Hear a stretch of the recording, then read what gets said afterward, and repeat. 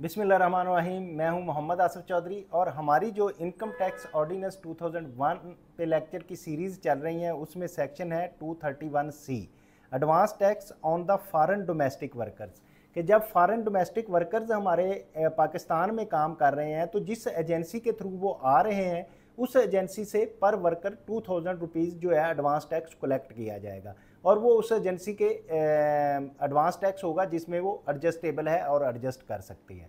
तो लॉ इसके बारे में कहता है कि any authority issuing a renewing of domestic aid via और any foreign national as a domestic workers at the time of issuing of renewal such visas shall collect from the agency sponsor or a person as a case may be by employing a services of such foreign national tax to 200,000 rupees.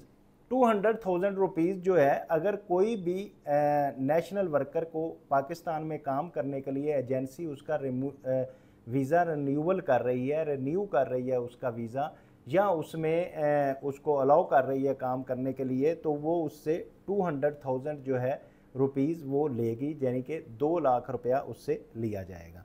और इसी तरह जी tax collected or collectible under this section shall be adjustable advance tax for the tax year which relate on the income of such agency sponsor और a person as the case में be employing the services of such foreign national. तो जो with held करेंगे और जो tax देंगे वो adjustable tax है, ये इसको एडजस्ट किया जा सकता है। जो भी एजेंसी पे करेगी या स्पॉन्सर पे करेगा उस टैक्स को वो एडजस्ट कर लेंगे। सेक्शन है 233 ब्रोकरेज कमीशन। ये बड़ा ये अहम सेक्शन है। इसमें बहुत सारे लोग हैं जिन्होंने अपनी रिटर्न फाइल करनी होती है और उनकी रिटर्न में ये सारी चीज़ें आती हैं। ब्रोकरेज कमीशन का वो इनकम, जितने भी कमीशन एजेंट्स बैठे हुए हैं, जितने भी प्रॉपर्टी के कमीशन एजेंट्स हैं, जितने गल्ला मंडियों में कमीशन एजेंट्स हैं, ये सब के लिए बड़ा बेनिफिशियल है। तो इसमें ब्रोकरेज कमीशन जो है, जब कमीशन देने वाला विद होल्डिंग एजेंट बन जाता है, यानी कि उसका टर्नओवर जो है वो 10 करोड़ से ज़्यादा हो जाता है, तो उसको फिर विद होल्डिंग एजेंट बन जाता है। तो जिस किसी को भी कमीशन देगा उसका टैक्स काट के देगा। अब इसमें टैक्स कितना कटेगा? मोस्टली जो कमीशन पे होता है वो 12% होता है अगर फाइलर है तो। अगर नॉन फाइलर है और एक्टिव टैक्स पेयर लिस्ट में नहीं है तो उसका जो है वो 24% बन जाएगा, डबल हो जाएगा। तो इसके बारे में लॉ क्या कहता है? असल बात तो ये है, बाकी लॉ कहता है वो मैं आपको बता देता हूँ।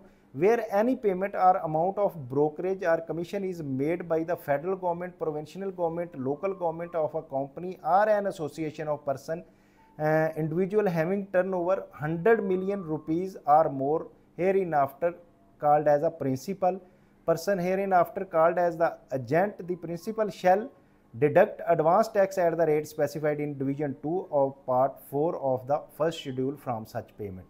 कि अगर कोई गवर्नमेंट पेमेंट कर रही है, प्राइवेट लिमिटेड कंपनी कर रही है, प्रोविंशियल गवर्नमेंट कर रही है, लोकल गवर्नमेंट कर रही है, एसोसिएशन ऑफ पर्सन और इंडिविजुअल, वो जो कि विद होल्डिंग एजेंट है वो पेमेंट कर रहे हैं, तो प्रिंसिपल जो होगा वो जो एजेंट को पेमेंट करेगा तो उसका कमीशन पे टैक्स काटेगा जो कि 12% है, डिवीजन 2 में बताया गया है।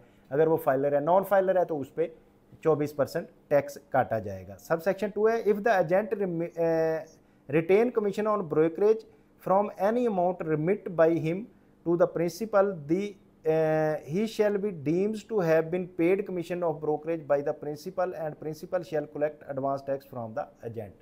कि अगर कोई ऐसी सिचुएशन है कि कोई एजेंट मजीद एजेंट को भेजता है कि आपने ये कमीशन देनी है, तो जिसको वो कमीशन देगा एजेंट को उसमें से उसका ब्रोकरेज कमीशन उसमें से टैक्स काटेगा और टैक्स जो होगा वो 12% है। सब सेक्शन 2A है कि एडवर्टाइजिंग एजेंसी में आपको पता है कि वो विद होल्डिंग ज़्यादा होती है, टोटल टैक्स की होती है, तो उसमें किस तरह से करना है? Notwithstanding provision of subsection 1 where the principal is making a payment on account of a commission to an advertising agent.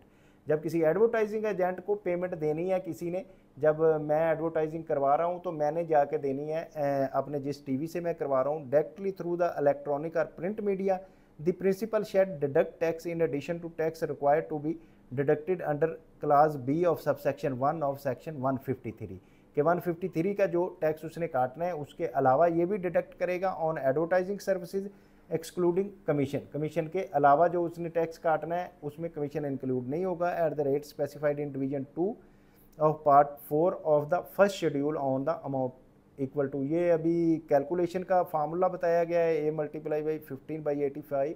ए जो है इसमें amount paid or to be paid electronic media for the advertising services, जो advertising services के related उसको apply किया जाएगा, excluding commission on which the tax is deductible under clause B of sub section 153 के, जिसमें उसको इसमें कमीशन एक्सक्लूड करने के बाद जो कि डिडक्टिबल है 153 के। तो इसमें कमीशन का जो है, क्योंकि सोशल जो प्रिंट मीडिया और एडवर्टाइजिंग एजेंसीज का विद होल्डिंग हमेशा ज़्यादा होता है, तो उसमें जो है कमीशन का अलहदा से किया जाएगा, ये इसलिए फार्मूला बताया गया है।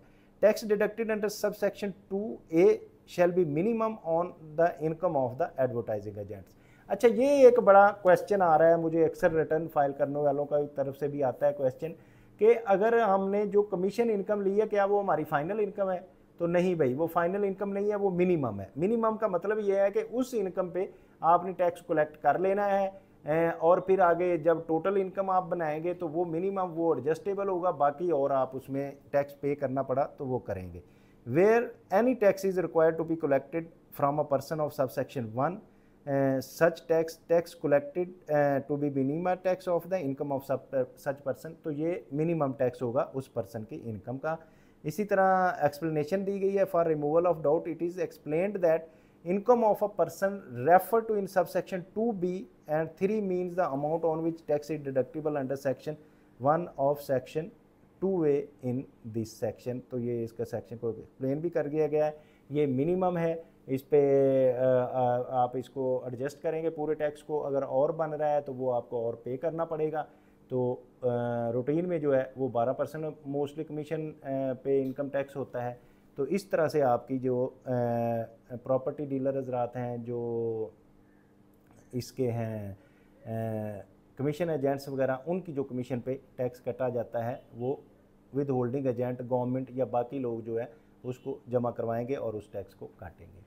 तो उम्मीद है आप इसको समझ गए होंगे और दूसरों को समझाने के लिए लाइक, शेयर और सब्सक्राइब कर रहे होंगे। तो अगर कोई प्रॉब्लम आए तो कमेंट बॉक्स में कमेंट करें, उसका रिप्लाई दिया जाएगा। Thank you very much, have a nice day.